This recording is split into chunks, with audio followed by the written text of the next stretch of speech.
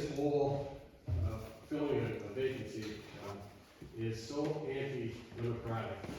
It just proves to me what I've been digging into with how this current council has been and how the previous council was prior to this, to suggest that the people of Billings should be forced into a representative for them, voted by 4 people, 2 of which were previous council, which Billings spoke very loudly that they didn't want the repeat of the last administration. So when I found out that this was all going to go on, and the way it was going to go on, the voting was there on whether or not to have a by-election or do it this way, I knew that there was not a snowball's chance in hell that you're going to do a by-election, because doing what the people of Billings want is not something that this administration has been showing from day one. Everybody stood in this building previous to meet the councilor and said, oh, vote for me, I'm going to represent. They even helped one of the fellows that's sitting here to let them know what to do when they get stuck with questions on that kind of stuff. It's all about representing the people. That's what it is. It's not about being a councilor for Billings. It's about representing the people. I have first-hand noticed that the last thing that this council has even begun to do for me is serve me or represent me or even care when I brought public disappointment to council. I've been called all kinds of names. I've been called, from the mayor has called me borderline criminal, I'm a fucking asshole. There's all kinds of nasty, disgusting things that I've been accused of being from this council. I've been trespassed in this building because I wanted to record. I've been just treated extremely poorly from day one. And for me to stand up here in front of you folks, before folks that are going to make the decision for the people of Billings, if I think that I'm going to get in, I got to be smoking something.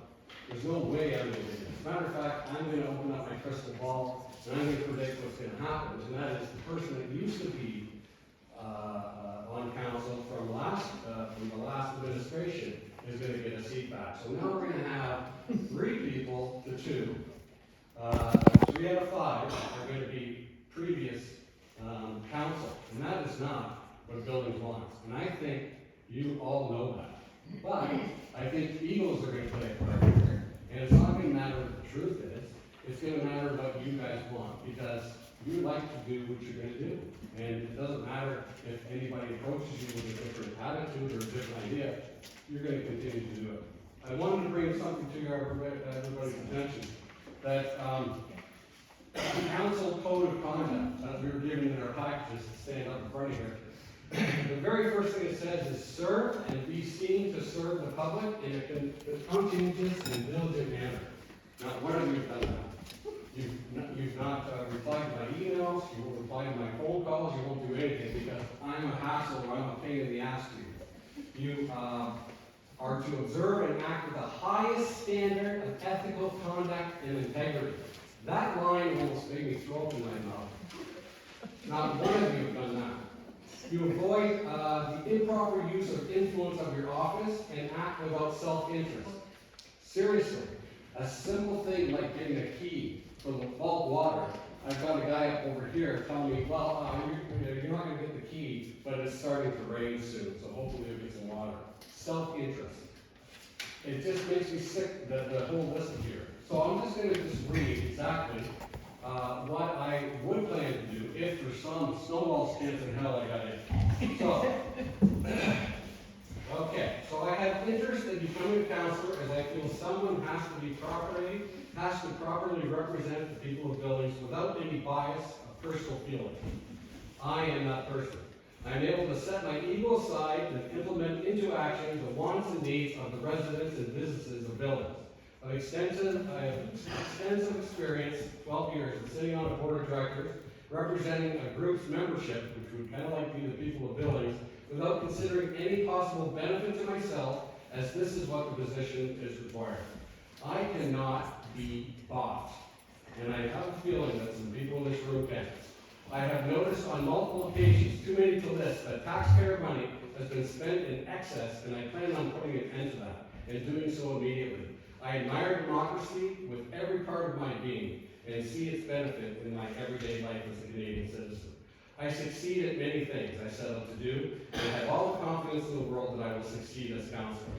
I plan to hold my fellow councillors accountable to a standard of which they swore to and promised to the people of Billings prior to becoming a councillor. The people of Billings want and deserve a councillor who is 100% focused on implementing what they want and not what a councillor wants. You've got to stop thinking about yourself, guys. You've got to think about the people who put you there. My opinions will not supersede the wants or needs of the public. They are the very people who trust that we represent their interests. Without any personal bias, and I will deliver. I would not join council just to be part of a team. I would be the one who isn't afraid to upset a fellow councilor, I think that's obvious now, by stating and or implementing what the people want. I will take the information in from ratepayers of Billings and be their active voice at council meetings. I will implement an easy tool for use by ratepayers to communicate their wishes to council, and I would also give them an open door policy. When I am sworn in as councillor, I will not deviate from anything I stated above. I am a man of my word. I really wish four of you sitting there could be the men of your word and keep the promises that you've done. There's nothing worse than you taking advantage of taxpayers or ratepayers and not doing what you promised that you would do.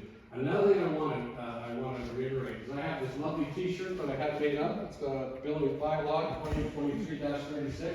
It's called the Expected Conduct Policy. The beauty of that is you don't have the power to put that in. I've done some research, and here's what it says: a single-tiered municipality may pass its bylaws respecting the following matters: governance structure of the municipality and its local boards, accountability and transparency of the municipality and its operations, of its local boards and their operations, financial management of the municipality and its local boards, public assets of the municipality acquired for the purpose of exercising its authority under this or any other act, economic, social, environmental well-being of the municipality, including respect to climate change, health, safety, and well-being of persons, services, and things that are the municipality is authorized to provide under Section 1, protection of persons and property, including customer protection, animals, structures, including fences and signs, and business licensing. Not one thing in here states that you can control my attitude, what I say, what I do. I have freedom of expression in this country, and everybody's allowed the same honor that I have. So if you think that you can pass a bylaw to shut up the taxpayer, you're wrong. And I'm coming to get all of you on this. I'm sorry, but we've had enough. I've had the police called on me 6 times from this current administration. Not one crime was ever discovered. No charges laid. I've had a total of 16 police officers that work for Manitoulin or Community. They have a special team that's sat down with me twice to figure out on how to straighten all this stuff out because they want to help. I've been trespassed in this building for recording, something that I'm allowed to do as a Canadian citizen. And then I had a telephone conversation with Mr. Barker, and Mr. Barker says, it's not about